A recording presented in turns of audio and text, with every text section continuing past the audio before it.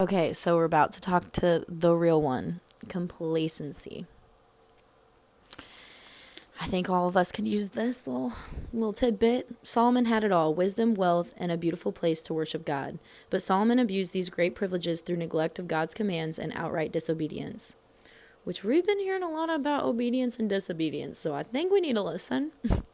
One of the dangers of abundance is in that it can bring about complacency towards God, the feeling that you have all you need without Him. For Solomon, complacency led to neglect, and neglect became an abuse of his privilege and responsibility as a national and spiritual leader.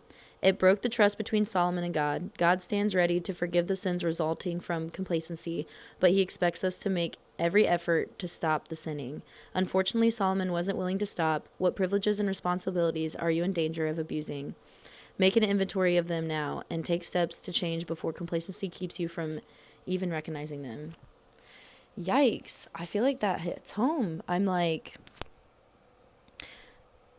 yeah, don't let your great things lead you into not following and believing in God.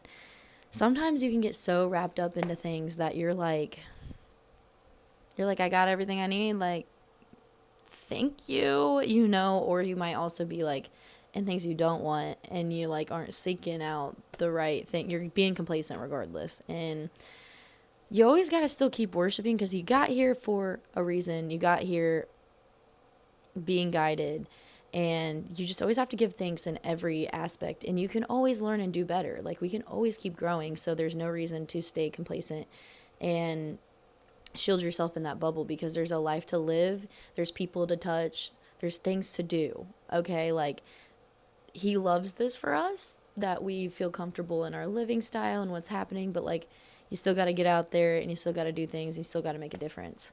Talking to myself, because I quit my job like 3 months ago. I still can technically work there because love them, but I really just have been sitting with myself and sitting with God, and I feel like He's also like, let's get out, Livy, let's get going.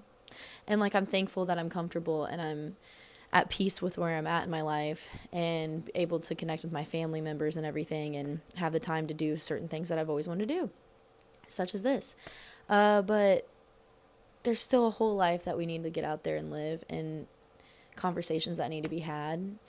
And we're here for a reason and for a purpose. So let's do it. Let's get it. So I love you. Tell somebody else that you love them today, and have a beautiful, blessed night.